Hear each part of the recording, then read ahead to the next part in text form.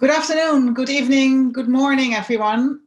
We will start this session with some exciting news because this year the Micronutrient Forum is pleased to have the Children's Investment Fund Foundation, CIF, sponsoring the Micronutrient Technology Award. And with this award, we are pleased to highlight innovative solutions to pressing issues in the field of micronutrient nutrition. And we are very pleased to have here with us today Dr. Miharda. He's the director of the evidence measurements and evaluation unit at CIF, and he will announce the winner of this year's award. Dr. Miharda, over to you. Thank you, Saskia.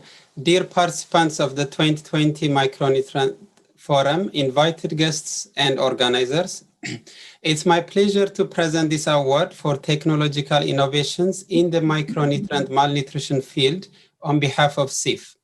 The Children's Investment Fund Foundation is the world's largest philanthropic organization, which focuses specifically on improving children's lives. We work with a wide range of partners to transform and empower the lives of poor and vulnerable children in developing countries.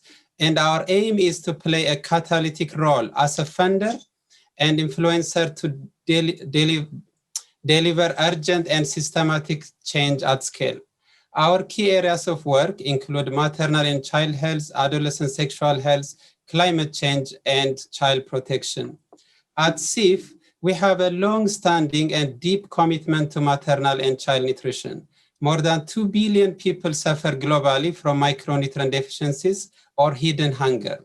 Women and children have much higher needs for micronutrients and are at greater risk of deficiency.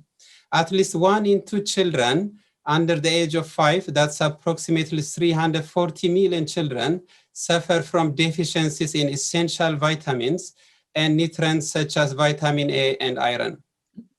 As a director within CIF's evidence measurement and evaluation team, I would like to share with you the significant emphasis we place on data quality and the use of evidence to inform, enhance, and evaluate our programs. We use data, AI, biometrics to drive efficiency, course correction, accountability for nutrition. For example, we are working with an organization called SysTep to develop an automated malnutrition diagnostics tool that estimates height and weight by using children's image capture using a smartphone. One of the most pressing issues in the field of nutrition is the lack of high-quality micronutrient status data.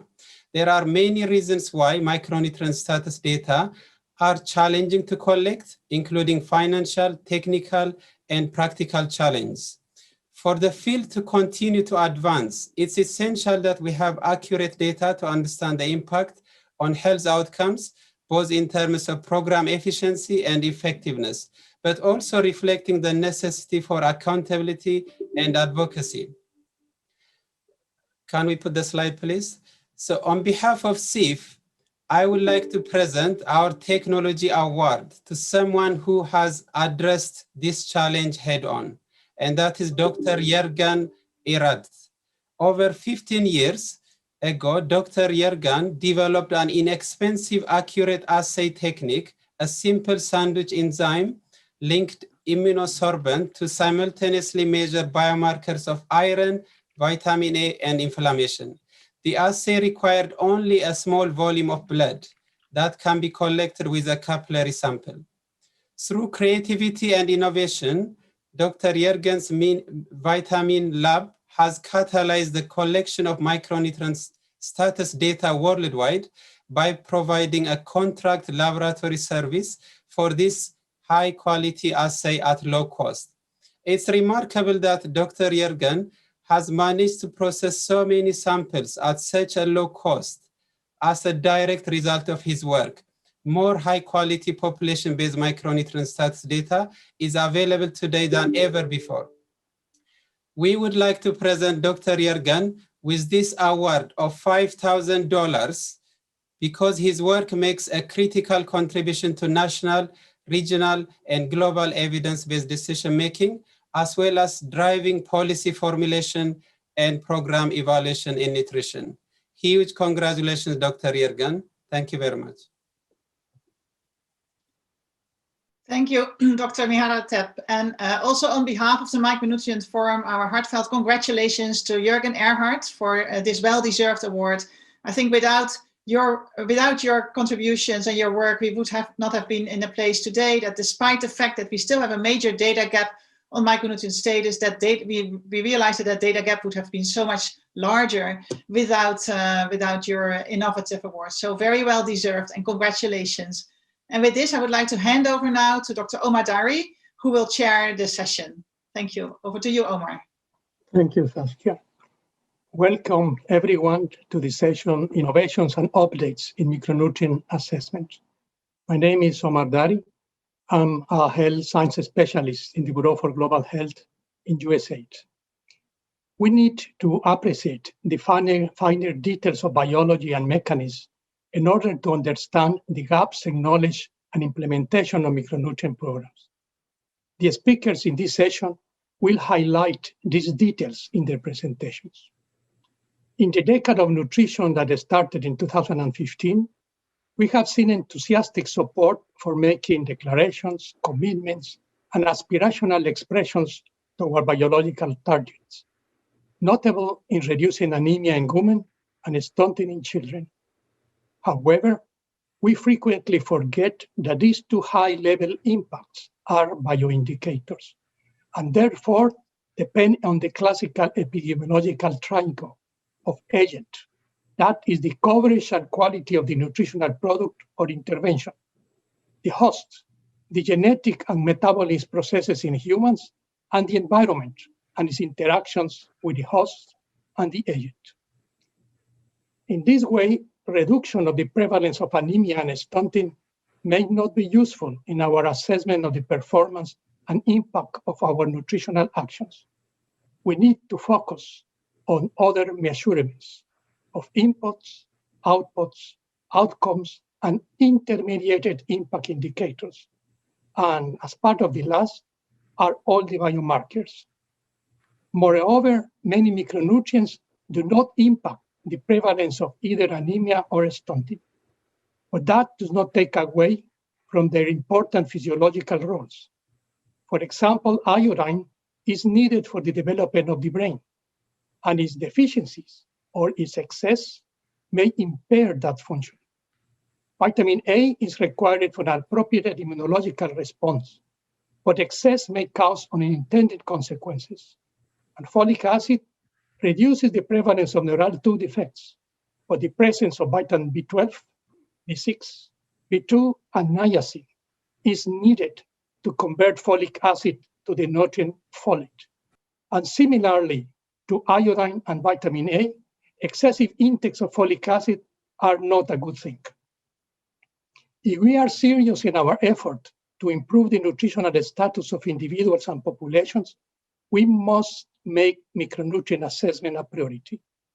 In this session, we are going to learn about recent advances that make the determination and use of biomarkers associated to micronutrient status reliable, easier, practical, and more affordable. Let me now to introduce the speakers of this session.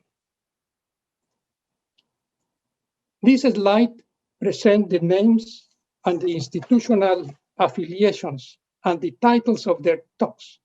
We have 7 speakers for a 90-minute session, including a section of questions and answers.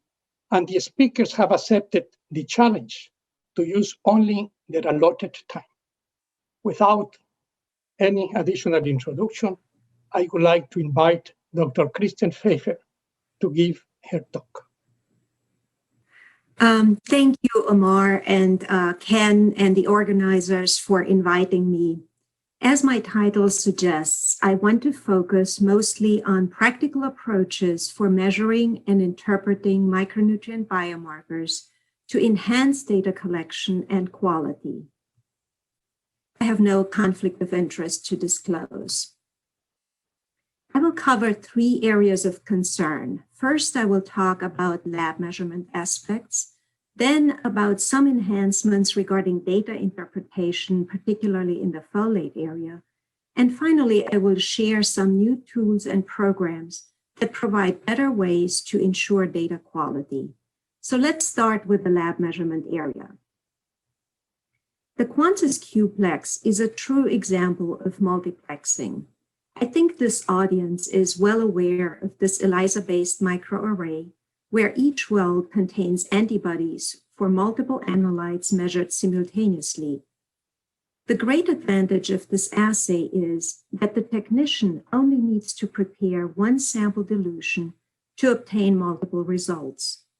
Only a minimal sample volume is needed, and the test is simple, both in terms of technician demands and instrumentation. We recently evaluated the 5-plex assay using about 80 serum samples that we also analyzed with reference type assays used for the US and Haines. The performance showed promise, but also room for improvement, especially with regards to concordance for TFR, correlation and concordance for RBP, and imprecision for both of these analytes. I'm happy to share with you that as a result of stakeholder feedback, and with the help of a set of serum samples from our lab, Quantis has been able to redevelop the assay and achieve some important improvements in the areas mentioned above. PATH has shared these highlights on their website this week, and additional validation is planned at PATH and University of Washington soon.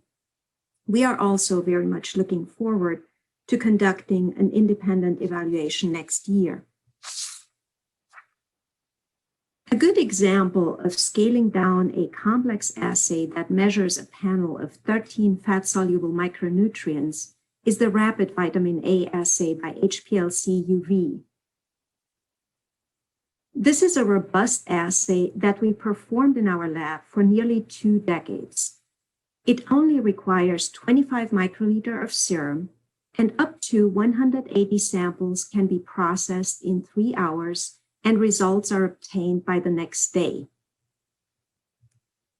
The imprecision of this assay is quite low, and we have shown high agreement with the NIST reference material over a period of over 10 years. The fact that there are reference materials available to verify the accuracy of the measurement is a huge plus for vitamin A measurements. Unfortunately, this is not a given for several other micronutrient biomarkers. A third example for practical assay choices is the repurposing of the microbiologic assay MBA for folate and potentially vitamin B12 in low-resource laboratories. Because of the low cost and low technical demands of the MBA, coupled with the fact that it is considered the gold standard assay, the MBA is a practical platform for these 2 B vitamins. Summarized below are some key features comparing these 2 assays. For more details, you can also review my pre-recorded talk on folate lab capacity development in the folate and vitamin B12 session. For vitamin B12 measurement, we need a higher specimen volume, about 120 microliter of sample, compared to only 50 microliter for folate, and we need an extraction step. On the other hand, there is no sample dilution step, which takes about 1 to 2 hours for the folate assay. The reportable concentration range is a bit narrower for vitamin B12 compared to folate, and barely captures deficient samples. This really means that deficient samples need to be reported as less than 200 picograms per milliliter. Because it is difficult for labs to develop, validate, and maintain their own MBA, we developed a ready-to-use kit to facilitate the assay setup in country and to harmonize folate results. The kit includes 3 critical components: calibrator, microorganism, and QC samples to help improve the comparability of results, and we demonstrated this recently in an international round-robin study. 2 versions of the kit are available through a CDC user fee program: the Startup Kit and the Survey Kit. I want to show you two examples of evaluations we have recently done for some commercial kits.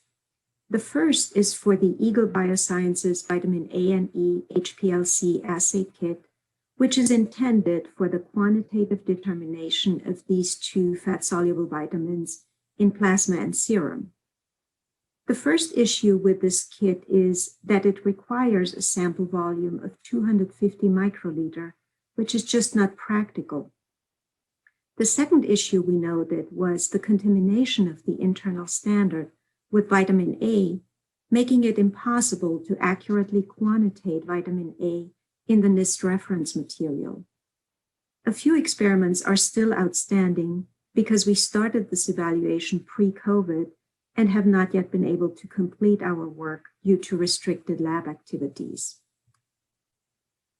The second example is an ELISA kit for 5-methyl tetrahydrofolate from Cloud Clone. While 5-methyl-THF is only one of several folate forms, it is the main circulating form in serum, and so we were curious to see how this kit performs. Similar to the vitamin A and E kit, this also requires a relatively high sample volume of 100 microliter of serum. The bigger problem, though, was a high, non-specific signal that didn't distinguish between different levels of folate in the sample. Furthermore, the intra-assay CV for duplicates was highly variable, from less than 10 to up to 90%. We were not able to generate any meaningful results. These two examples show that users have to cautiously evaluate kits prior to deciding to use them. Let me now switch to the second topic, which is data interpretation aspects. Low red blood cell folate concentrations are indicative of neurotube defect risk in populations. However, 3 measurements need to be conducted to allow the calculation of RBC folate. That is whole blood folate, serum folate, and hematocrit. As you can imagine, this is quite resource and time intensive, and thus we were interested in using available data from the US and Haines to assess how well the estimated RBC folate using different imputation approaches compares to the true RBC folate. We used data from the pre- and post-fortification periods because they represented different folate status as well as different assays. We also conducted the analyses in women of reproductive age, the group of interest, and in persons 1 year and older to study whether different population groups produce different results. I will summarize our findings in the next 3 slides, but for more information, please visit Dr. Zhang's poster. When dealing with missing serum folate, the simplest approach, which has been used by others before, is to ignore the contribution of serum folate. It leads to about 6% higher estimated RBC folate, and this difference is consistent across age and race ethnic groups, and also from pre to post fortification. However, low folate status is underestimated unless cutoffs or the data are adjusted mathematically. Another way to deal with missing serum folate is to impute the population median serum folate value. On average, this leads to estimated RBC folate results very close to the true results. Unfortunately, the bias is concentration dependent, and it is higher at low concentrations, which is not desirable. We explored 2 ways of dealing with missing hematocrit values. First, we imputed the population median hematocrit. This led to estimated RBC folate results on average 3.4% lower than the true results. However, the bias was inconsistent by race ethnicity. It was much larger in Blacks compared to whites due to their lower hematocrit values. And the 95% agreement limits were quite wide. In a second attempt, we estimated hematocrit from hemoglobin values, which are generally available for surveys, and MCHC values, which can also be available if an automated CBC is generated or alternatively, a population average value can be used. In this case, we got estimated RBC folate results very close to the true results, and the agreement limits were narrow and balanced around 0. We evaluated 2 combined approaches where we dealt with missing serum folate and hematocrit at the same time. First, we assumed serum folate of 0 and estimated the hematocrit. As expected, this produced 5% higher RBC folate results and showed the same advantages I mentioned earlier. The diagnostic performance was acceptable. However, folate insufficiency prevalence was estimated by about 4 percentage points. This approach requires an adjustment of cutoff values or the survey data. The next approach worked best. Here, we predicted serum folate from whole blood folate results from a random sample of 150 persons, and we estimated hematocrit. We obtained estimated RBC folate results very close to the true results, and the agreement limits were narrow and balanced around 0. The findings were consistent across age and race ethnic group and from pre to post fortification. The sensitivity and specificity were close to 100%, and the folate insufficiency prevalence was within 1 percentage point of the true prevalence. So with this approach, one would have to measure the serum folate in about 150 randomly selected survey participants, and then measure whole blood folate and hemoglobin in all survey participants. This would save a lot of time and resources. We plan to verify these findings with survey data from other populations. And Christine, you have 3 minutes to complete your presentation. Thank you, Amar. Now let me spend the last few minutes on data quality aspects. We know how difficult it is for labs in low-resource countries to have access to external method verification programs. For 2 decades, we have offered the Vitally QA program to public health labs to verify performance of serum vitamin A and other micronutrients. However, the program only provides 3 samples per round and 2 rounds per year. It is nearly impossible to make any confident assessment based on such a small number of samples, and we cannot provide a certificate to the participants. You can see in this slide that you can arrive at different conclusions regarding the deviation from the target value, depending on which sample result you consider within a lab. To provide a comprehensive, independent assessment and documentation of lab proficiency, we developed a micronutrient performance verification program for up to 8 micronutrients that is based on a set of 40 samples plus 2 QC samples and is conducted over 4 independent runs. Here we are able to provide a proficiency attestation or certificate, which is valid for 1 year. Furthermore, the comprehensive data can be used to develop regression equations to adjust the cutoff or the survey data.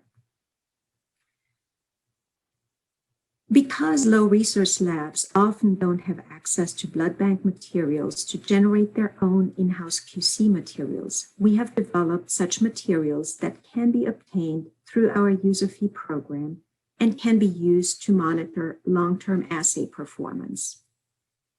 I invite you to visit our recently updated website, which includes information on various lab quality assurance programs, as well as relevant information and tools for folate harmonization for public health laboratories. And with that, I would like to close and acknowledge the Global Micronutrient team under Dr. Mindy Zhang's leadership, as well as our colleagues at the CDC Birth Defects and Chronic Disease Centers. Thank you for your continued interest in this work. How's that? All right, sorry about that. Greetings from Atlanta. I'm reporting on our Brinda project, updated findings on behalf of my colleague and co-principal investigator, Melissa Young, who I'm happy to report just delivered a healthy baby boy. So we have 3 objectives for our talk: to provide a brief overview of the effects of inflammation on nutrient biomarkers, report some key results from the Brinda project, and discuss programmatic and research implications. So this quote from Lord Kelvin exemplifies the overall goal of Brinda in terms of improving assessment in order to actually have impact on micronutrient outcomes. And so I think this is a good follow-up to what Christine discussed in terms of assessing the biomarkers. And what we're going to focus now is, once you have the biomarkers, how to appropriately analyze them from a statistical standpoint. So another topic of great interest in the nutrition community is the complex and bidirectional relationship between nutrition and infection and inflammation. As we heard from the plenary on COVID-19 and nutrition, there's a strong link between nutrition and infections. But the relationship can go the other way too, where that infection and inflammation can affect nutritional status through many different mechanisms, such as impaired absorption, increased excretion, but there can also be confounding effects of this inflammatory response on nutrient biomarkers, which is the focus of this talk today. So before we talk about more details about these effects, let's describe and define the acute phase response. So the acute phase response is an innate physiological response in response to infection, but also due to tissue damage, stress, that results in production of inflammatory cytokines. And these can be measured in serum. Inflammatory cytokines then result in the production of acute phase proteins by the liver. And two of the commonly measured acute phase proteins are C-reactive protein and alpha-1 isoglycoprotein that are themselves acute phase proteins. But the problem is some of our micronutrient biomarkers are also acute phase proteins, such as retinol binding protein, which actually goes down during the acute phase response, and ferritin, which is a positive acute phase protein, or increases during the acute phase response. So this graph shows the patterns of CRP and AGP in serum over time. And this is a study among adults who are actually undergoing surgery. And as you can see, CRP rises quite rapidly within the first few hours, but then within 48 to 96 hours, it decreases. So that's why often clinically it's used to be a screening test for infection, for example. AGP, on the other hand, is a measure of chronic inflammation. So it's slower to rise, and it can remain elevated 3 to 5 days following the inflammatory response. So really having this combination of both C-reactive protein and AGP in an individual or a population can help kind of characterize the inflammation status of that population into different buckets of acute and chronic inflammation, or having both, for example. So why do we care about the effects of inflammation on micronutrient biomarkers? There's several reasons. So first of all, having micronutrient biomarkers in the settings of inflammation can result in incorrect diagnosis of individuals. Furthermore, it can result in over or underestimation of the prevalence of deficiencies in a population. And finally, it may also interfere with the ability to assess the impact of micronutrient interventions. So the second bullet is what we'll talk a little bit more about through the findings of the Brinda project. So Brinda, the biomarkers reflecting inflammation and nutrition determinants of anemia, was formed in 2012. And it was a multi-institution partnership, government partners, country representatives, donors, et cetera, to really be opportunistic in terms of looking at data that already existed from micronutrient surveys primarily, and really pooling them together to answer secondary research questions. And really the overall reason for doing this was to improve the targeting, design, and effectiveness of nutrition programs. So the Secretariat of Brinda is based at Emory University, but we have representatives from countries and throughout the world. And this map shows where the Brinda surveys currently are from, so representing all regions of the globe. And we currently have a total of 33 surveys in these population groups. And in order for a survey to be included in Brinda, the survey itself had to measure biomarkers of inflammation, so either CRP or AGP, and some other biomarker of nutritional status, whether that's iron, vitamin A, you name it. And that's what allowed that then data set to be included in the Brinda working group.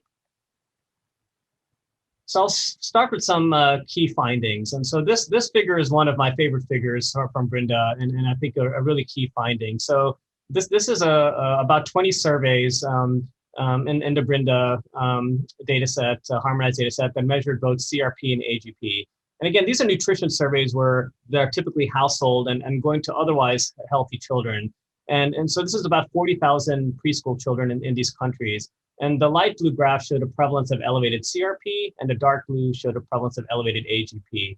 And so you can see overall, in most surveys, the prevalence of chronic inflammation, or AGP, is higher than CRP. And then there's quite a bit of variation. But if you look at the prevalence of having either elevated CRP or AGP or any inflammation, on average, 1 out of 2 kids in these surveys had inflammation. And I think that's pretty remarkable in terms of these are otherwise what we would consider healthy children in their households, and 1 or 2 inflamed. So I think this really helps show the importance of really measuring biomarkers of inflammation as part of nutrition surveys. So the next thing we did in Brinda is to examine then the relationship of different nutrient biomarkers with inflammation biomarkers. So this is a pooled analysis looking at the prevalence of low ferritin, which is a measure of iron deficiency, with AGP. And we took AGP and divided it by decile. So on the left side of this graph is low inflammation, or the lowest AGP decile, and on the right is high inflammation or high AGP decile. And what you see is a approximately linear relationship, in that those with higher inflammation have a lower estimated prevalence of iron deficiency, and those with lower, it goes up. And then we've drawn here the cutoff that's used to define inflammation based on AGP. And what you can see is that there's really nothing magical that's happening above and below this cutoff. The relationship continues to be linear. And so even if you look at those who we'd say are not inflamed, if you look at those who are in the 5th decile, the estimated prevalence of iron deficiency is 20% versus up to 30% amongst those in the lowest decile. So we repeated this type of analysis, again, a pooled analysis, looking at both CRP and AGP independently, and this is all in children again. And so CRP is on the top, AGP is on the bottom. And really this kind of close to linear relationship holds true for several biomarkers. So ferritin again is here in green, but you can see a rise in STFR, and then as well as the prevalence of estimated vitamin A deficiency based on RBP. And in women, we see similar relationships. It's just they're not as strong. So then this led to the application of what we call the Brinda regression correction approach. And really the idea of this is if inflammation was resolved, what would the person's micronutrient status be at that time? So this is a scatter plot from a single survey of AGP and serum ferritin. And so I've highlighted here an individual from the survey. So this individual is above the cutoff for iron deficiency because their ferritin is above 12, and then they're inflamed. So typically we would characterize this person as not being iron deficient. And so what we want to do is we want to try to estimate what would this, if inflammation resolves, what would this person's ferritin be? And so essentially the math is shown here, where we're taking the raw ferritin and then subtracting out the slope of this regression line to what that inflammation would be without ferritin. And we're adding a bit additional to account for what the actual distribution of inflammation is in that population. Because if you regress all the way down to 0, there's a risk of overcorrecting. I mean, you can adjust for ferritin AGP alone, for CRP alone, or both, as shown in this equation. And if you go to our website, we've actually developed some macros to do the math for you, where you can actually apply the macros in SAS data R to your own data.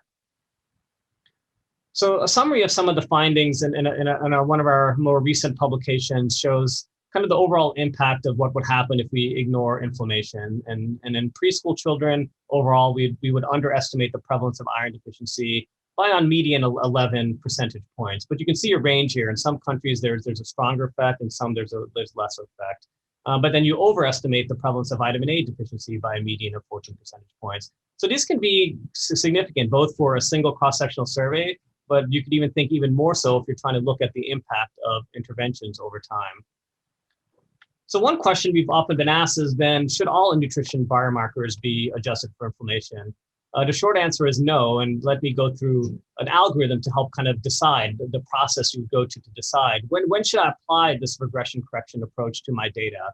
So I think first and foremost, it's most important to show and to have some evidence that there's a biological rationale between inflammation and a nutrient biomarker. So as I mentioned, for ferritin, for example, we know a ferritin is an acute phase protein, a positive acute phase protein, so there's a rationale. So if it's on this side, then you would next then look, is there a consistent and strong correlation with AGP and CRP with that nutrient biomarker. So this can be for an individual survey, but even more importantly is that relationship hold.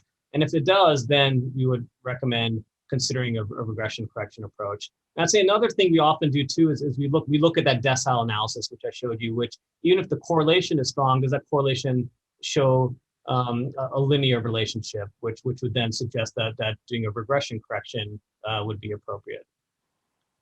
So this is a summary. You have 3 minutes to complete your talk. Thank you. So this is just a summary of when to apply the Brinda regression approach. And this again can be found on our website. So really where we're moving now with this project is to have several new research questions and partners that are listed here, as well as publications. And there'll be a learning session next week to apply the Brinda regression approach. I would encourage you all to attend that. So these are just some preliminary findings of some of these new questions. So what is the relationship between vitamin D and inflammation? And this is showing correlation coefficients in preschool children and women. And basically we see mixed and weak correlations between vitamin D and biomarkers. And this is actually a surprise because we had hypothesized that with inflammation, vitamin D, 25 hydroxy vitamin D concentrations go down, but we haven't really been able to show that in our Brinda data. So based on the weak and inconsistent correlations, we say there's no rationale to adjust for inflammation when estimating population prevalence of vitamin D. Next, we've looked at ferritin, the same relationship, but rather than just in preschool children and women, looked at it in school-age children. And here you can see a strong, consistent relationship between inflammation and ferritin for CRP and AGP. And so this would then suggest that applying the Brinda regression approach in this population. And then the last question is, should nutrition assessment in pregnant women adjust for inflammation?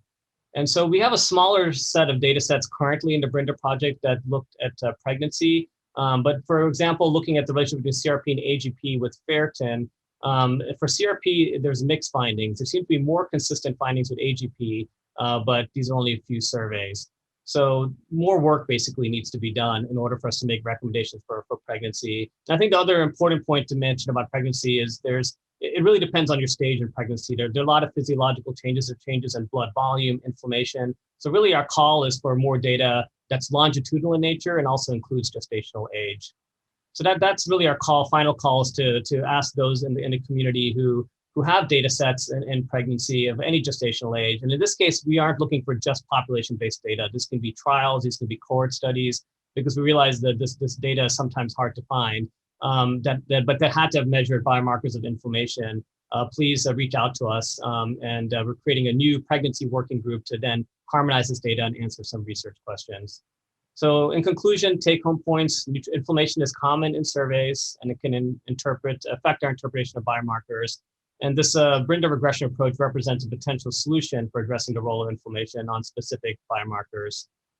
And I'd like to also acknowledge the contributions of our large and ever-growing and efficient Brinda working group. So thanks to everyone.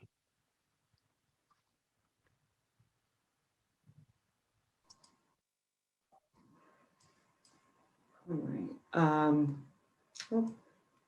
I would like to thank Ken Brown for the invitation and the organizers for the opportunity to discuss the use of population-based kinetic modeling to assess population micronutrient status. To start, micronutrient status is a continuum, often ranging from deficiency through excess, where optimal health corresponds to adequate nutrient intake and body stores. But how do we assess micronutrient status across this continuum? One promising approach is kinetic modeling, which I will discuss today. And my experience has used this technique for assessing vitamin A status, but as I will show, it can be expanded to many other micronutrients. For vitamin A, the liver is the main storage site in the body, but as you can imagine, liver biopsies are not feasible in humans. We can measure plasma vitamin A, but since plasma concentrations are homeostatically controlled, this measure is only good at the extremes. And this is shown in the figure on the right, where you can see that plasma vitamin A is maintained relatively constant over a wide range of liver vitamin A stores. Now, it's not uncommon for other micronutrients that plasma levels are tightly regulated and therefore not the best reflection of stores or status. And two examples could be calcium and zinc. For vitamin A, two methods have emerged for assessing status, or more specifically, total body vitamin A stores, or TBS, as I will refer throughout this talk. And these two approaches are retinol isotope dilution, RID, and model-based compartmental analysis, or a combination of the two. Following the principle of retinol isotope dilution, subjects ingest a labeled dose of vitamin A, or tracer, or the red circles. We then allow time for the tracer to mix with unlabeled vitamin A in the body, or the blue circles, blue open circles, or tracee. Then at a specified time after dosing, a blood sample is drawn and we determine the ratio of tracer to tracee. In other words, plasma retinol specific activity. Plasma retinol specific activity is the measured variable that we now need to equate to vitamin A in the exchangeable body pools, or again, TBS. And we can do that mathematically using the following equation, where TBS equals F dose stores times SA ratio divided by SAP, or the measured variable, where FD stores is the fraction of the dose absorbed and found in the body at the time of sampling. And the SA ratio is the specific activity ratio, and that's the specific activity in plasma over that in stores, where again, the specific activity is the red to blue circles, or the tracer to tracee.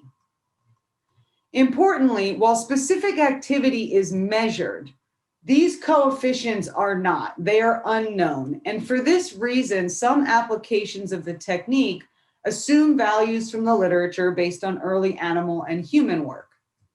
Instead, we can use kinetic modeling, or more specifically, model-based compartmental analysis, to estimate values for these coefficients. But before I discuss this second approach, I want to mention that the RID principle, or the isotope dilution principle, could also be applied to any micronutrient that exchanges between plasma and body pools, which, as you can think, is most of them, and could include not only zinc and calcium, but vitamin E, vitamin D, iron, copper, etc. Now for the second approach, using model-based compartmental analysis to assess vitamin A status, we first administer a stable isotope labeled dose of vitamin A to a subject. We monitor vitamin A intake and obtain serial blood samples over time, either from an individual or for groups in whom repeated blood sampling is not feasible, for example, children, we can use a population-based approach. We then analyze plasma samples for tracer and tracee. And we then model the plasma tracer data using appropriate modeling software, in this case, WinSAM, or Windows version of simulation analysis and modeling software, and a compartmental model for vitamin A. Differential equations and weighted nonlinear regression analysis are used to estimate whole body vitamin A kinetic parameters and TBS, or total body stores. In addition, we can simulate the model to determine values for the coefficients used in the RID equation. In order to model the data, we first need a compartmental model describing whole body vitamin A metabolism. Here I show how we map the physiology onto a compartmental model, where I have translated this cartoon for vitamin A metabolism into this 5-compartment model using the same colors. We then use the model to calculate the arrows, which represent the transfer of vitamin A between body pools, as well as vitamin A in various compartments. And this includes total body stores. In this case, or in this model, the sum of vitamin A in compartments 6 and 7 is equivalent to vitamin A stores, or TBS. Like I mentioned previously, we can apply compartmental analysis to an individual, or we can use a population-based approach with a design such as this, where all subjects are sampled twice, once at a common time, in this case 4 days, for the purpose of applying an RID equation to predict individual TBS, as well as at at one additional time over the duration of the study. Data are then pooled to generate a composite data set, which might look something like this, where we have fraction of dose versus time, where the X's are individual data points or samples from individual subjects. And in this case for 50 subjects, which all 50 are at 4 days and there's 5 at the remaining time points. We then fit the model or fit the data to the model. And as you can see, the model calculated curve reflects the appearance, the distribution, and then recycling of tracer from tissues back to plasma, and then finally entering into a terminal slope representing the fractional catabolic rate. And then the model is used to quantify whole body vitamin A kinetics and TBS. And for this data set, which was part of the work we did to validate this approach in children, TBS for the group was about 500 micromoles. Now, it could be that group or population TBS is the only outcome of interest. And in that case, researchers could potentially collect 1 to 2 blood samples from a larger representative population of children and simply stop here. But if individual status is desired, we can use the model to calculate group or population specific values for the RAD equation coefficients used in the equation. Specifically, we can simulate tracer in various compartments over time, as shown here as fraction of dose in plasma, as well as in stores. And this provides the value for FD stores at any time the RAD equation is applied. For the specific activity ratio, again, we can simulate specific activity in plasma over time, as well as in stores over time. And the ratio of the two is equal to the specific activity ratio. And we can, again, calculate that at any time the RAD equation is applied. Like I mentioned previously, population-based modeling approaches make it feasible to assess vitamin A status in children, which has been a significant advancement in the vitamin A field. Here are results using this approach in different age groups of children from Bangladesh, Philippines, Guatemala, with varying vitamin A intakes. Shown are group mean plasma fraction of dose over time and the model calculated fit to the data. And our results show distinct differences in vitamin A kinetics and status across these 3 groups, with TBS ranging from 200 to about 1100 micromoles. We also use the model to calculate group-specific values for the composite RAD coefficient at 4 days. And so that's FD stores times SA ratio. That's that number right here at 4 days.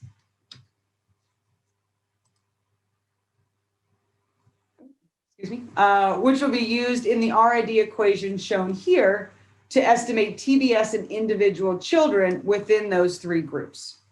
And I invite you to the sponsored session by the International Atomic Energy Agency, where some of these results will be presented. As I mentioned previously, population-based kinetic modeling approaches are applicable to many other micronutrients.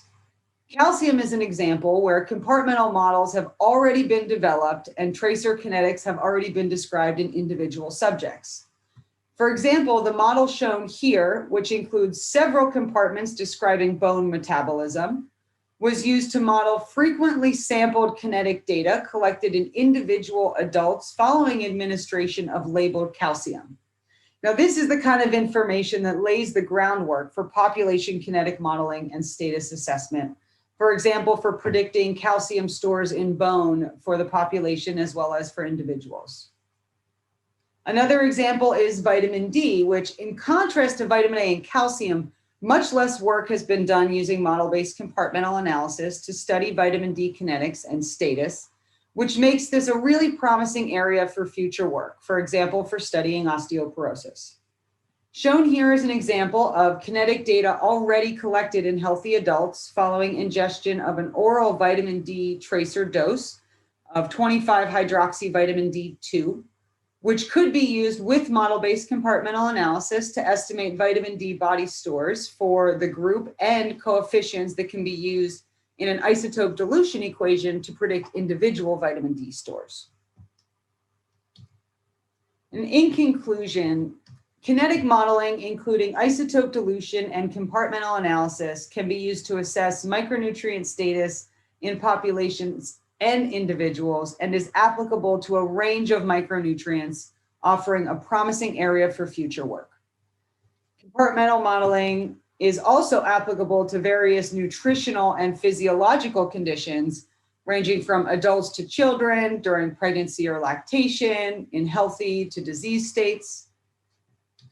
And population-based approaches reduce the sampling burden on individuals, and future work should focus on developing sampling protocols and study designs, which will depend on the primary outcome of interest, whether that be micronutrient status for a specific group or for a larger population, which in that case would require a representative sample with a larger sample size. Overall, kinetic modeling has a wide applicability and could provide a valuable tool for future research in the area of population micronutrient assessment. And thank you for your time, and I would like to acknowledge the collaborators and agencies listed on this slide.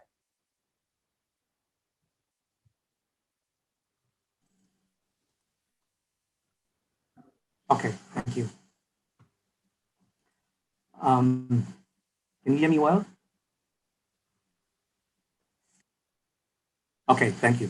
So, good morning, good afternoon, and good evenings.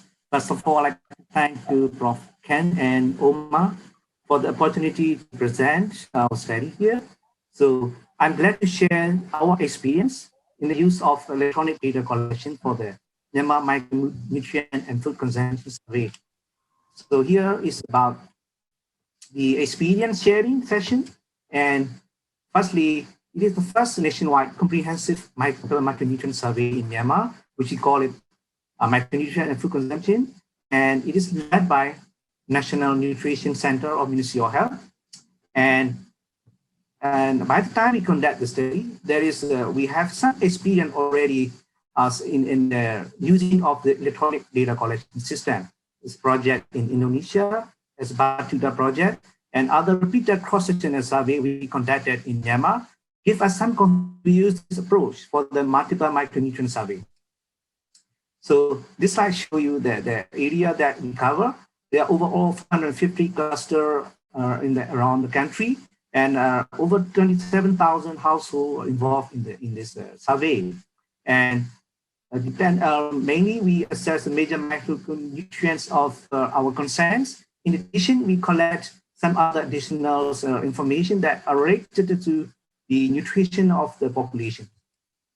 So this slide show you the indicators that we like to collect and the target age group that are involved in the study. And as you can see, it is quite a lot there, and it's make a lot of logistical issues for the survey teams. And in the later slide, I will explain that app can help the survey teams how to manage these complex activities. In addition to this individual, we also collect the household level information in the survey. So in designing the app, what we do is we understand the content, what we like to collect, what kind of data, what kind of measurement, what kind of samples. And we also need to understand how many teams are going to involve in the survey. And then most importantly, how are we going to measure this quality control of the activities. This is overview of the app. This is using the ComCare. And as you may see that this is called the forms. And inside the forms, inside the module, there is a form. So you can go to further breakdown. One of the advantages of the app is that you can scan the barcode and you can also enter directly the ID of the sample, which helps a lot for tracking this sample where they are. So after we have ready with the tools, the instruments, we did the pilot testing of how ready we are. So we tried the app and we try and identify how we're going to contact in the remote area. So this slide is in the very far remote area, difficult to reach area. You can see the travel arrangement and liquid nitrogen is used to make sure that all the samples are very precious and we don't want to lose any of this. So we try out this, and then we arrange the best management for the teams to conduct the survey. So this is the slide that I'm referring to. Based on each target group, the app will create the list of indicators we are going to collect. And then the survey team understand that we are going to collect this information from different target groups. So we transfer this information to the invitation card. So we give to the respondent. So you have to bring this card and there are information, which kind of indicator we are going to collect. So this helps a lot to us. And after that, we develop the protocol, the manual, and conduct the training and necessary revision is done. This is quite a some picture of data collections. This is an overview of data collection. And once the survey teams collect the data, they can submit directly to the database. And then central team can download instantly and check and clarify directly with the survey teams. And then if there anything is required, we clarify with the enumerator directly. At the same time, the samples we send to the lab and then go directly, the result will be sent to the central database after the results out. So this slide shows you how we link the sample ID and the individual ID. So the left side is the data from the electronic system. On the right side is the lab data. But we have the place to make these two data to correctly link.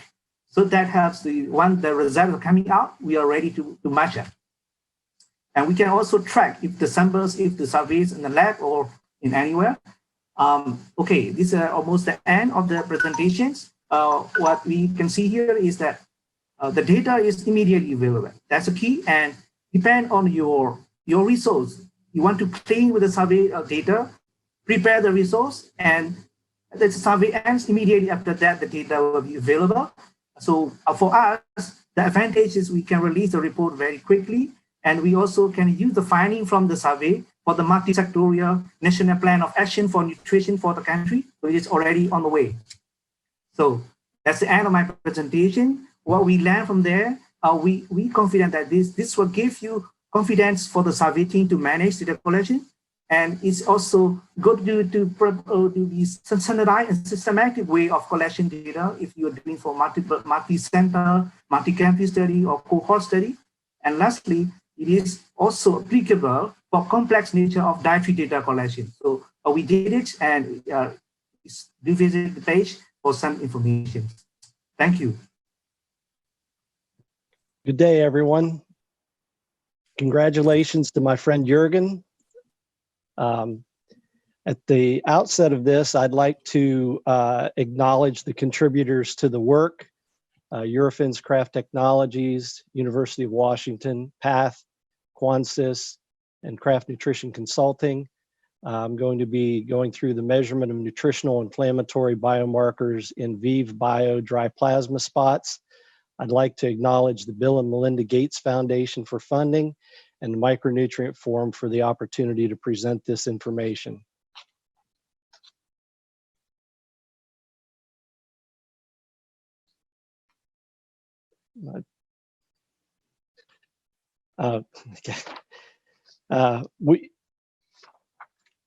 We conducted time and temperature stability studies of nutritional biomarkers and inflammatory markers extracted from dry plasma spots collected using a manifold of self-constructed VIV Bio plasma separators. In addition, we examined the transferability of nutritional biomarker analysis in dried plasma spots using the Quansys Qplex methodology among 3 independent laboratories. We prepared multiple control blood samples by varying hematocrits and spotted them on a manifold containing VIV Bio plasma separators. Figure 1A illustrates the manifold. This is the red blood cell separation membrane, the pad that collects the plasma underneath, and here are some spotted samples. The underlying pads were stored at 5 temperatures from -70 degrees to 45 degrees. Samples were analyzed for nutritional biomarkers at time intervals over 6 months. The nutritional biomarkers were measured using the Quansys Qplex multiplex assay. Christine, thank you for discussing that. This is the Q viewer that illuminates the spots. This is a multiplex plate, which has 7 nutritional biomarkers being done simultaneously in a single well. Here we have data that shows the change in AGP, RBP4, and thyroglobulin over time. You see we have 20%, 30%, 45% hematocrit, and we're looking at temperatures from 45 degrees to minus 70 degrees. And this illustrates data at day 3, 14, 28, and 6 months. And as you can see, the trend is as you go to lower temperatures, there's better stability. It holds true for all of the components.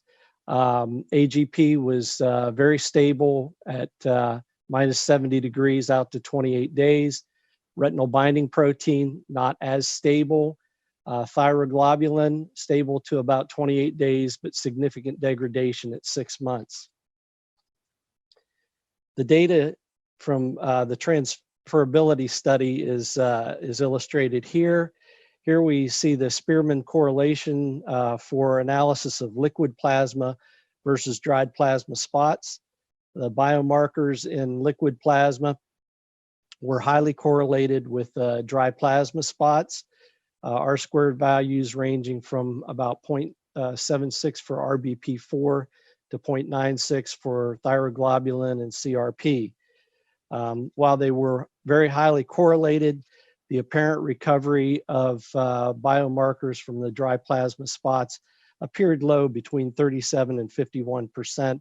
It may indicate that the estimate of volume in the plasma spots is less than what we assume.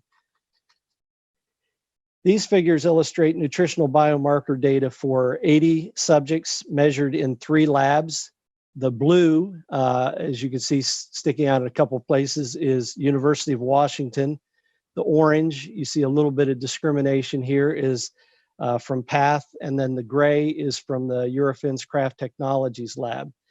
And as you can see, the results lay right on top of one another for each of these biomarkers. We have C-reactive protein, RBP4, thyroglobulin, and ferritin. And so this shows that for 80 different subjects, there was good comparability between the different laboratories. In conclusion, we demonstrated that the nutritional biomarkers can be analyzed in low volume dry plasma spots. The stability of all the nutritional biomarkers followed the trend of greater stability at lower temperatures. Nutritional biomarker analysis of 80 dry plasma spots with the Quansis Qplex assay yielded highly correlated data across 7 biomarkers when measured in 3 different labs. Dry plasma spots and liquid plasma nutritional biomarkers were highly correlated after 1 month of storage. Low but consistent recovery results may indicate a need to revise the estimated plasma volumes in dry plasma pads. Thank you, and thanks to the people who assisted with this.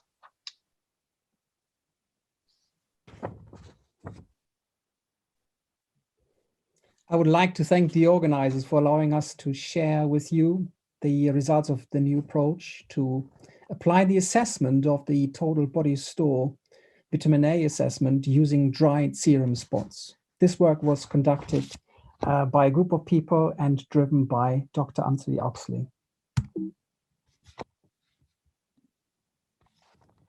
The retinol isotope dilution, or RID technique, is the best quantitative method that can estimate total body stores of vitamin A to assess the success of vitamin A interventions and the prevalence of both vitamin A deficiency and high vitamin A stores. However, the RID method is majorly restricted in its applicability to quantify vitamin A stores in community settings due to the need to maintain a cold chain at the time of sampling and shipment of to specialized analytical laboratories. On the other hand, the dried blood spot technique has been used successfully to determine serum retinol and RBP concentrations, but the low concentrations of the stable isotope that is applied in this technique is a serious challenge to applying the RID method in blood spots. The aim of this study was therefore to reduce the logistical demands and associated costs of transporting frozen serum samples to specialized analytical laboratories through evaluating the feasibility of a dried serum spot in the RID technique. The study was carried out in a field trial in Filipino children aged 12 to 18 months who were tested for total body stores of vitamin A as part of the Glovitas trial. Venous blood samples were collected in all children and plasma and serum collected after centrifugation. Obtained plasma or serum samples were either stored in cryovials or applied on blood spot cards at 40 microliters per spot. Storage and shipment of plasma or dried serum spot samples were different. Until shipment, serum samples were stored in -80 freezers, where dried serum spot samples were kept in a -20 freezer after they were air dried at room temperature on the day of sample collection. Plasma samples were shipped on dry ice, whereas dried serum spot samples were shipped at room temperature. Extraction procedure for both sample matrices also differed, as indicated in this table. The extraction procedure of retinol from dried serum spot cards is displayed on this slide. Extraction is simple and fast, and is started by cutting out the desired spots from the card. After addition of the internal standard, retinol is extracted twice and the organic solvents transferred into a glass tube, dried under a gentle stream of nitrogen and resuspended and ready for injection into the LCMS. Here we see a very typical LCMS chromatogram of the dried serum spot extract. Detection of the labeled 13C10 retinol was above the limit of quantitation and was achieved in 79% of samples when only one spot was used. But when 3 spots were extracted, all samples reached the limit of quantitation. The limit of quantitation for the 13C10 retinol isotope was as low as 19 femtomole, allowing therefore the quantitation of total body stores of vitamin A in all subjects with only about 120 microliters of serum from 3 dried serum spots. Most importantly, the 13C10 retinol specific activity from dried serum spots was very highly correlated with the specific activity from liquid plasma. Comparing the intra-individual differences in total body store vitamin A stores between both methods using the Blunt-Ortman approach, which you see on the right-hand side, confirmed a significant difference of only 22 micromole and a coefficient of variation that was below 5%. Thus, in conclusion, using 3 dried serum spots allowed us to determine the total body stores of vitamin A in all subjects 4 days after the dose was applied. We found a very good agreement between methods to determine total body stores of vitamin A with only a small intra-individual difference of about 4.5%. Therefore, the dried serum spot technique is suitable for total body store determination in children and can reduce the reliance on the cold chain during storage and shipment of samples, thus considerably reducing the cost and also increasing sustainability of this approach. Finally, I would like to say that this work would have been completely impossible without the volunteers and field staff, the dedication and contribution of all study partners. I would like to acknowledge all contributors and institutions that have been involved in the Glovitas trial, particularly in the Philippines, and also particularly the main study teams from UC Davis, Penn State University, the Food Nutrition Research Institute, and Helen Keller International in the Philippines. A particular thank you also to the funders, the Bill and Melinda Gates Foundation, the MRC, and the IAEA. Thank you.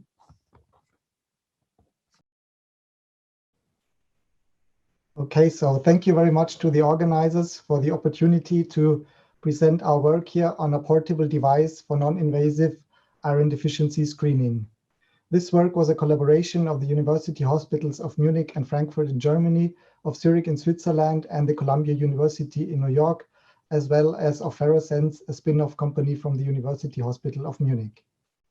So the technology that we have developed allows non-invasive iron deficiency screening through an optical measurement on the lower lip. We measure zinc protoporphyrin, an iron marker that was shown to be more sensitive and specific for iron deficiency than hemoglobin and is more stable against infection and inflammation than ferritin. This is also why the WHO suggests zinc protoporphyrin as the preferred marker in malaria endemic areas. Our device is portable and battery powered, and therefore ideal for point-of-need applications, also in remote areas. It delivers a result in less than 1 minute and is very cost efficient because it does not need laboratory infrastructure, no transport of samples, no chemicals, and no specialized personnel. And we can do up to around 400 tests per device and day. Zinc protoporphyrin is very closely related to the heme molecule. The only difference is that the central atom is not an iron ion, but a zinc ion. And zinc protoporphyrin is also present in healthy individuals, but when you are iron deficient, the ratio between zinc protoporphyrin and heme rises, and this is what we are measuring. We have tested our technologies in 6 clinical studies to date, 4 of which are published. The first 2 studies in 56 women after childbirth and 100 children from the ages 1 to 6 were to show the accuracy of our non-invasive technology by comparing with the reference measurement in blood, which was a HPLC technique and is the current gold standard. We could show that the correlation is very good, and we have sensitivity and specificity of above 90%. The limits of agreement were between 14 and 19 micromole ZNPP per mole heme. In 2 further studies in Frankfurt and Zurich, where we pooled the data, we had 584 surgical patients, mostly elderly patients, with a very high prevalence of inflammation. In this study, we conducted a multi-parameter definition of iron-deficient erythropoiesis and compared the different markers and looked which is the best single marker to detect iron-deficient erythropoiesis. We found that ZNPP measured in blood was the best single marker, but zinc protoporphyrin measured non-invasively coped almost as good and was comparable to soluble transferrin receptor and transferrin saturation. It did much better than ferritin, which produced a high number of false negative because of the high inflammation we had in this cohort. These findings also point at the high value of zinc protoporphyrin for iron deficiency diagnosis, even in settings with high prevalence of inflammation. In this study, we also suggested a diagnostic algorithm and could show that for zinc protoporphyrin values below 40 micromole per mole heme and above 65 micromole per mole heme, the non-invasive ZNPP measurement is fully sufficient for a clinical diagnosis. Only for values in between 40 and 65 micromole per mole heme, depending on the setting, a more elaborate diagnosis with more iron parameters might be necessary. With these, see the potential of our non-invasive ZNPP screening device, especially in that it enables large screening programs for targeted intervention. It allows easy and cost-effective success monitoring of intervention programs. It can be used in rural areas without laboratory infrastructure, and especially it can also be used in areas and populations with high prevalence of infection and inflammation without the need to measure additional inflammation markers. Currently, we are looking for partners for further studies and also for screening programs, and I would be very happy if you contact me if you're interested in that. Thank you very much. Are we ready for the questions?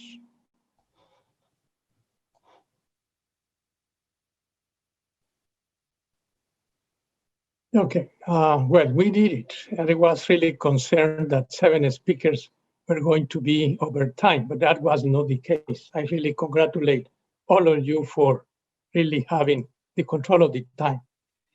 We have several questions from our audience. I will start with Christine. It is a question, let me read the question for you.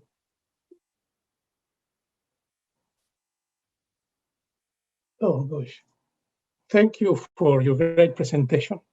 Can you discuss how many rounds of participation in the new verification programs are needed to show acceptable lab performance? It is possible that 1 year of participation is insufficient. How should countries that are considering national micronutrient surveys plan and prepare if they want to do something of the lab analysis in countries? It's a very practical question. Thank you, Omar, and thank you to the audience. Yes, a very good question indeed. Right now, we have structured the program to offer two possibilities: to do a one-time assessment where the 40 samples are analyzed over a period of a couple of weeks to see how in this initial assessment the method performance is, and we could provide a certificate for that. The second way to do the assessment is over a period of 1 year in quarterly intervals of 10 samples per quarter. And then at the end of the year, we would do the evaluation and provide the certificate. And that is really the way how we envision going forward, that there is a continuous annual participation and a quarterly measurement of the samples so that we can see over time whether there is good performance. But at least initially, we also want to offer the one-time assessment so that things can get rolling and people can know how they're performing, and we can get this all started. You say 1 time will be sufficient, or we need more than 1 year? Well, given that the one-time assessment comprises 40 samples that are analyzed over at least 4 different independent assays, you get a lot of information from that. What you don't get is whether the lab can continuously over time perform at that level, and that is to be seen. But at least you get a very good assessment of the current performance across a wide concentration range. Yeah, thank you, Christian. It's a question for Parmi. Is any comparative statement with the any comparison with the Brinda regression method and forward meta-analysis correction factor recommended by Thorham and his team? Can you respond to that? Sure, yeah, so we've done some comparative analyses of different ways to adjust for inflammation, including the Thurman approach, as well as using a higher cutoff. That was another question. And really the issue, and you get different results, and with the Thurman correction is still requiring using a cutoff for AGP and CRP. And so as we've shown that there's a lot that's still happening to these biomarkers even below that cutoff. So we found that the Thurman correction likely undercorrects for inflammation. And on the other end, using a higher fixed cutoff is just not precise. And so in some settings that might work, but in others you might actually overcorrect. So again, the regression allows you to individually adjust your data for the population you're working with. Thank you, Parmi. Now is a question for Jen. Can you discuss what are the costs, data collection, processing, and others, and acceptability within the populations for this isotope blood sampling for young children in the 3 low middle income countries? Were there any changes in the field implementation, and if so, how were those addressed? Yeah, thanks. Great question. So the costs, unfortunately, they are costly. Isotopes in general are a little pricey, but at least for vitamin A, it's worth it because we need to use isotopes in order to assess status, because plasma retinol doesn't do it. And so there are, if I think the question is, do the costs outweigh the benefit? So yeah, they are costly, but so there's that question. I'm trying to remember the rest of them. So acceptability, collecting 2 blood samples per child seems to be relatively accepted in the field. I personally was not involved in implementation in the field. I did the analysis after the fact, but I was, involved in the team discussions of that. So I can only answer to the best of my knowledge there. So I don't know specific challenges, but at least in those 3 studies, we were able to recruit, the needed subjects, and and I think I don't know if I answered that sufficient. No, that's fine. I think it was good. A question for you, Ted. This electronic data collection in the platform, this is very exciting.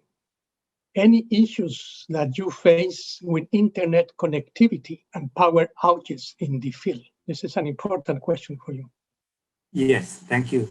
So, you know, that's a good question, and a lot of survey in the future, I believe we'll be shifting to that direction. So some of the earlier experience we experiment is, this is very robust. So in Myanmar, a lot of coverage of internet is not that good by the time we're doing a survey, and the cluster we travel is quite far. So the connectivity and then the power supply has been a big challenge. So how we prepare in the pilot study we showed, this is quite difficult to reach there. After we collect the data, we cannot submit anything. So the team is arranged like, you need to find an internet connection point, but you can still hold the data. The good thing is the data you can keep in the tablet, and you can submit when you have a connection. And we also found that even you can operate this tablet offline. So you make it safe power saving using offline, and then you submit the data when there is connection. We also supply the external battery, so the team can proceed without any further difficulty. Yeah. Very smart. Thank you, Ted. A question for you, Neil. Regarding the stability of the analytes that you assess with your interesting methodologies, have you compared results from the same person providing venous and capillary blood? With this methodology, we have not done that. Actually, back in 2000, working with Noel Solomons in Guatemala, there was a paper that I published where we did use capillary and venous blood to look at retinol concentrations. And the correlation was, R squared value was 0.95 between the capillary and the venous samples. So again, we haven't done it with the dry plasma spots, and we haven't done it with the Quansis methodology for measuring, but there is that publication. And there are some others where people have looked and they've said that you really need maybe 3 drops of blood to be representative of venous samples. Well, this is something for the future, but it's very interesting, really. It's exciting to see that we can apply these methodologies. A question for you, George. Given that one analysis needs 120 macroliters of serum, this will mean that the lab has to receive at least 250 to 300 macroliters of serum per participant to allow for the repetitions. That is a high volume of blood for this specialized analysis. Will this be feasible to include in surveys? The answer to that is very simple. Yes, absolutely, because most surveys, if you can look at surveys that have used retinol assessments, they quite often use a venous blood sample, and the smallest blood sample is between 2.5 to 5 milliliters of blood. If you spin that down, you get half of that in terms of serum concentrations. Now, for the isotope dilution technique, most labs to date actually have used about 1 milliliter of serum. So you need a substantial amount of serum anyway for the isotope dilution technique. But the new technology that we've developed allows us to go down much further, so that actually with 120 microliters, you can get the total body storage determined. And if you repeat that, you're talking about 250 microliters, which is not a lot of serum, particularly not if you are taking venous blood samples. Now, obviously, we've wanted to be able to use the technology to also use finger prick blood samples, but we are not yet there. And that's just simply due to the fact that you are hampered by the detection limitations. Even though the detection limits are extremely good for the technology, we are still not able to just simply use finger prick samples at the time the blood sample needs to be taken for the total body store determination. And that's currently the situation where we are. But in comparison to normal techniques that are used, it is very, very comparable. Thank you, George. Yeah, we need really to use that with a combination of other biomarkers. Alone is sufficient, but when you have others, well, that's something for the future. For you, Christian, the device that you presented really looks very nice. I think it's really motivating us and very practical.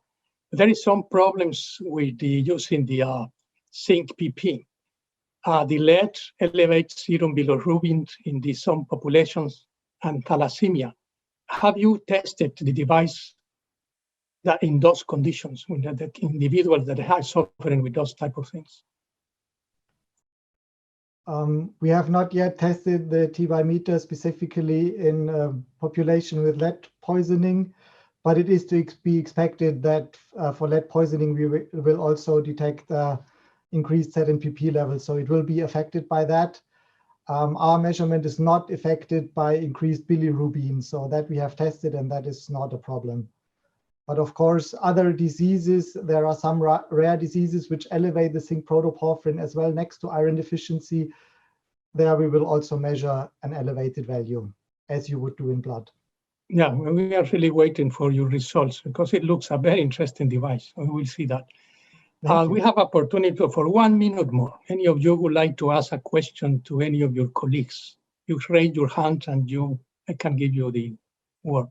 You have any question that is born in you for your colleagues in this presentation? Well, it looks like everything is clear.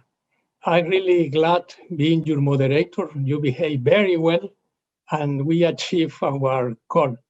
Thank you for being with every one of us, and I wish you a good rest of the conference and enjoy it. Thank you very much. Bye-bye. Thank you. Thank you. Bye, everybody.